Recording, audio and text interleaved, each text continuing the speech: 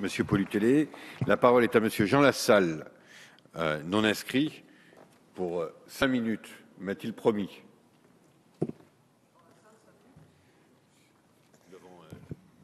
Devant un deal qui font qu'on peut dialoguer tous les deux, s'engager tous les deux. Oui, on le fait très facilement. Monsieur le Président, vous êtes le seul à qui vous avez précisé que j'avais 5 minutes. Je vais essayer de les tenir. Mais parce que le seul député béarnais dans la salle, monsieur vous m'avez fait passer avant 20 heures, ce qui est bien.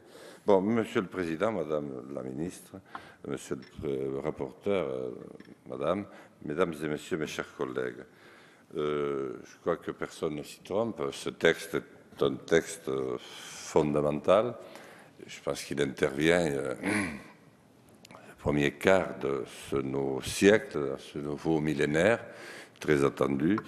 Et je suis de ceux qui pensent qu'effectivement la France a un rôle à jouer considérable. Et je pense que vous ne vous y êtes pas trompé, Madame la Ministre, en engageant toutes vos forces dans cette bataille.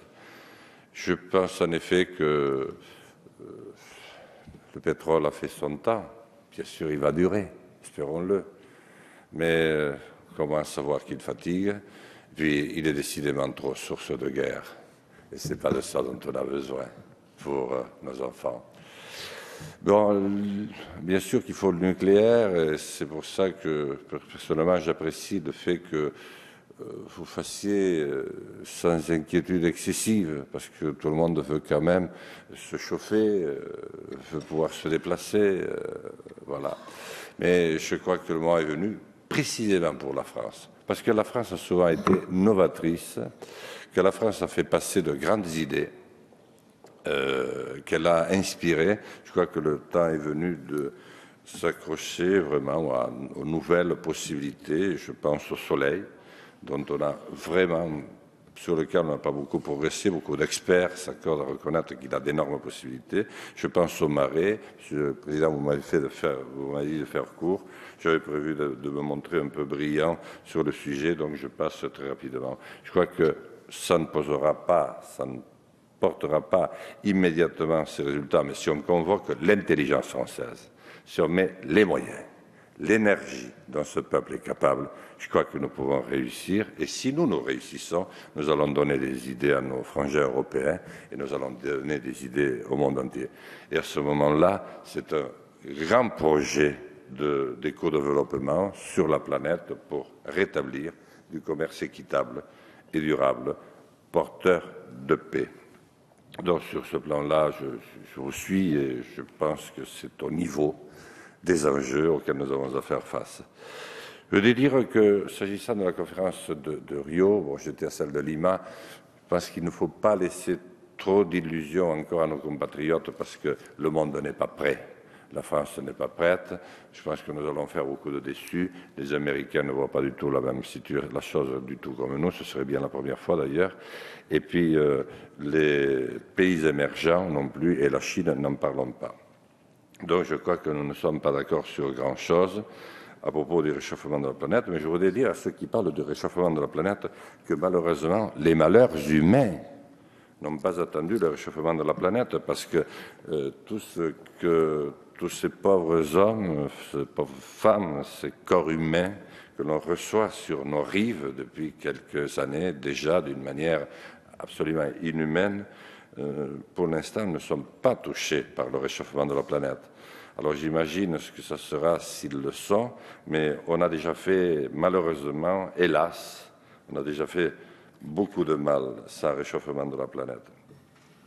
Alors, ceci étant, je pense, Madame la Ministre, je connais depuis de nombreuses années, ce serait bien que devant ce grand projet, qui est un projet à votre dimension, projet à la dimension de la France, vous acceptiez de voir aussi que vous pourriez trouver beaucoup de soutien et d'appui auprès de la France profonde si on levait un peu le pied sur beaucoup de tracasseries inutiles.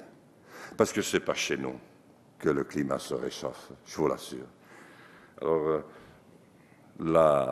l'hydroélectricité est une source d'énergie renouvelable et douce. Elle n'est pas toujours encouragée comme elle le mériterait. On pourrait faire, et ce serait une grande source de richesse et de développement pour nos communes. On ne peut pas le faire parce que tout s'y oppose. Tout s'y oppose. Je veux évoquer rapidement le renouvellement des concessions. C'est des grandes concessions hydroélectriques. C'est dommage que nos communes, nos intercommunalités ne puissent pas prélever une petite part aux côtés de l'État, parce que ça nous permettrait de poser de vrais projets de développement durable, avec notamment le concours de la Caisse des dépôts et consignations et de la nouvelle banque qui a vu le jour. Enfin, je veux vous dire que il faut réfléchir aussi au renouvellement de nos réseaux électriques, de nos réseaux d'eau potable et d'assainissement, parce que pour l'instant, il n'y a plus de FNDS, il y a peu de conseil général, pas beaucoup d'État et peu de maîtres d'ouvrage. Donc c'est quelque chose auquel il faut penser, mais je sais que vous savez faire ça, Madame la Ministre. OK pour le grand projet, c'est bien que la France prenne l'initiative, mais si vous pouvez convaincre ceux qui ont confiance en vous qu'il faut nous lâcher un petit peu, vous trouverez beaucoup d'appui pour ce grand et beau projet, parce que ce n'est pas chez nous que le mal se fait. Merci, Monsieur Lassalle. Prochaine séance ce soir à 21h30, suite de la nouvelle lecture du projet de loi relatif à la transition énergétique. La séance est levée.